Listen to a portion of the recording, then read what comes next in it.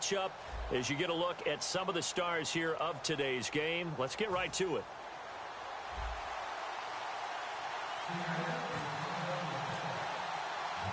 Two teams that came into the NFL together back in 1976. The Seahawks and Bucks are underway. This is fielded a couple yards deep. And with a new rule, that decision to bring it out will cost him about 5 yards as he only gets to the 20.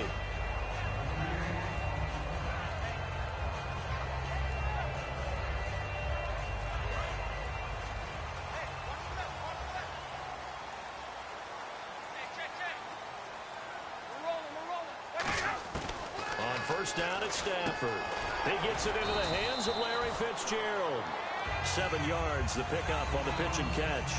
A good, safe pass there right off the bat. That's almost a rhythm play. That's what we like to call it. Get them into rhythm early, something safe, something they're confident about, something they feel good. And once that's completed, then you just keep moving from there because the confidence elevates. He was trying to get it to Doug Martin, and it's 3rd and short. One of the best routes, one of the favorite routes of any play caller. He just ran that one. Nice little angle route. That's supposed to be a catch, and usually it is, and the running back dropped it. Yeah, I mean, he's a running back, but he's got hands. He should have caught it. Stafford on 3rd down. And he finds a man. It's Martin.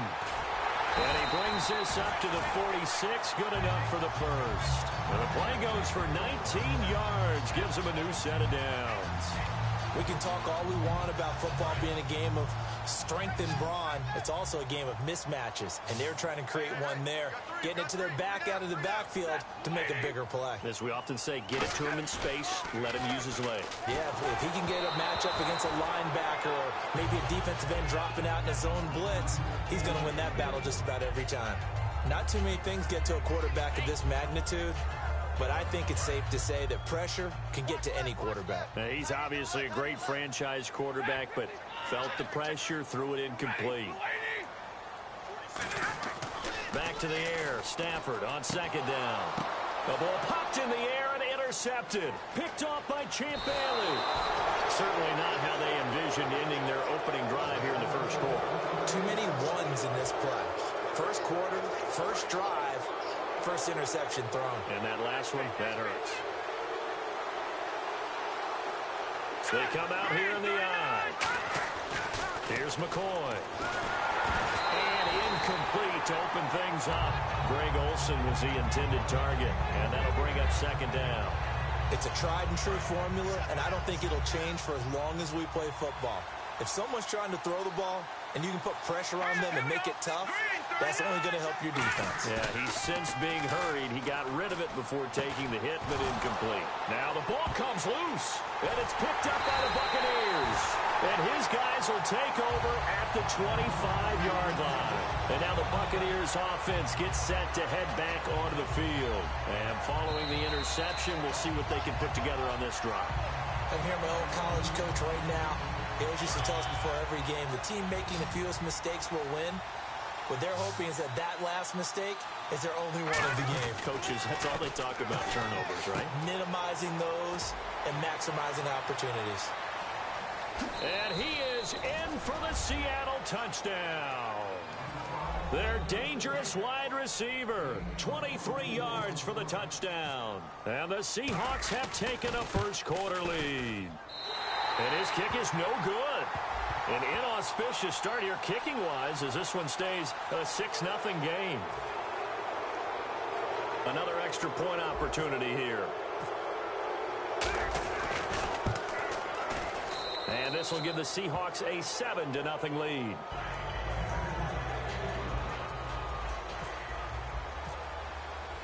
The kick unit for the Seahawks out there on the field, and we are ready to rock.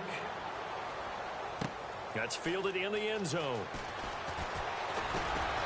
And the decision to come out is going to cost him 5 yards with a new rule as he's taken down right at the 20-yard line. So out come the Bucks now. And following the interception, just any interception, are you a little bit more cautious when you start that next drive, or no, you just throw that out the window? I think you are. I don't think that there's any way you can run back out there and go, totally didn't affect me. Let's just go ahead and be loose with the football again. You're going to take care of it, but you have to be careful about being too cautious because now you can't run any offense at all. Still want to attack. We'll see how they attack him here. On second down, here's Stafford.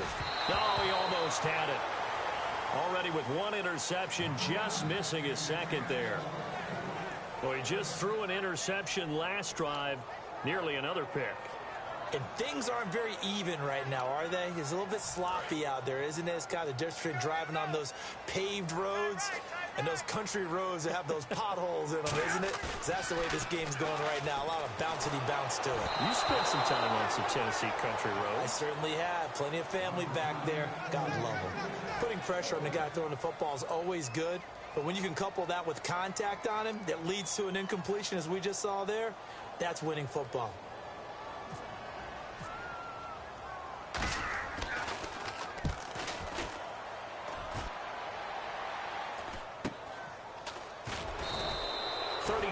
Yards that time on the punt, and the offense will come back onto the field for the 1st and 10.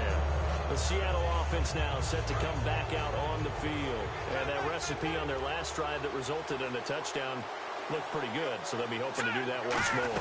And it takes me back to when we sat with the offensive coordinator and the head coach. They felt pretty good about their game plan and thought there were some holes in the defense, and they exploited them the last time out. Let's see if they can come back and put together a similar drive. And we'll see if they can do just that. Second down following the run.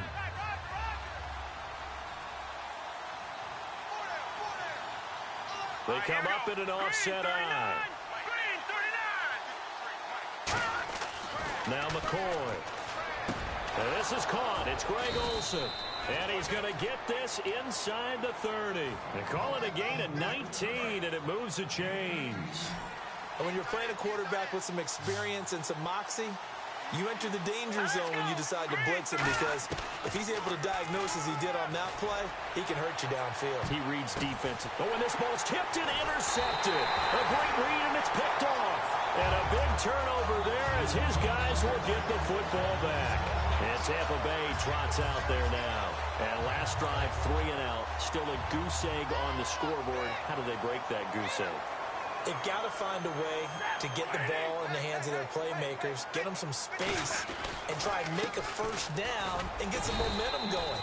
It's been a struggle for them throughout the game, and that 3 and out on the last possession, that told you just how stalled they are on offense. So who will step up here? We'll see.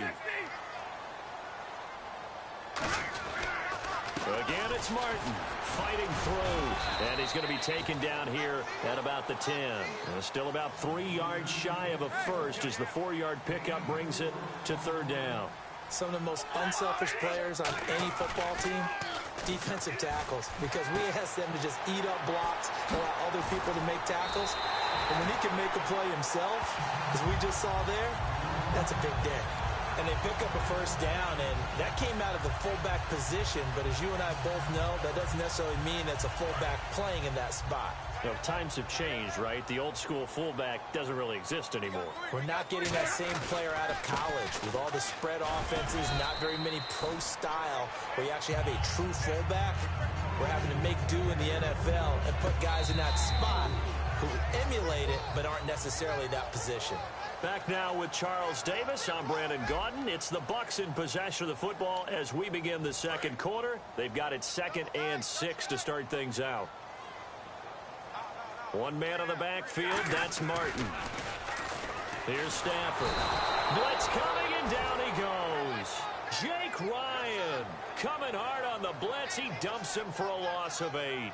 Now, we talk about players blitzing all the time. I often laugh and sometimes call it just straight-ahead pursuit.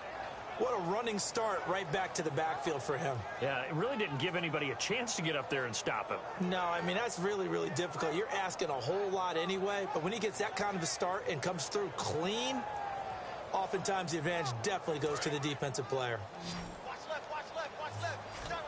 A nickel look by Seattle on 3rd down. Yep, 5 defensive backs now. Stafford. And this is going to be incomplete. And there's a good opportunity to just went awry there. A drop pass.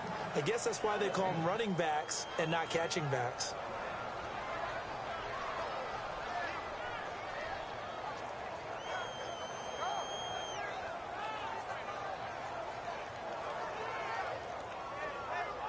And now they're going to go for it. This isn't 4th and inches. This is 4th and 14.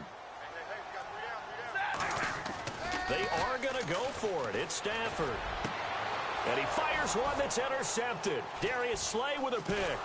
And they are going to set up shop at the 40-yard line. The Seahawks offense now, they get set to go back to work. Well, when someone other than the quarterback is throwing the football, it's either beautiful or a disaster, and here it was the latter. Nowhere in between, right? You're exactly right. It takes some fortitude to call that type of a play, but when it doesn't work, oh, boy, you wish you hadn't. And he gets this one all the way down inside the 15, just shy of the 10. And the defense with their backs against the wall a little bit here as the offense is in the red zone. Now on first down, he'll drop to throw it. That's complete right around the 8. And he will score.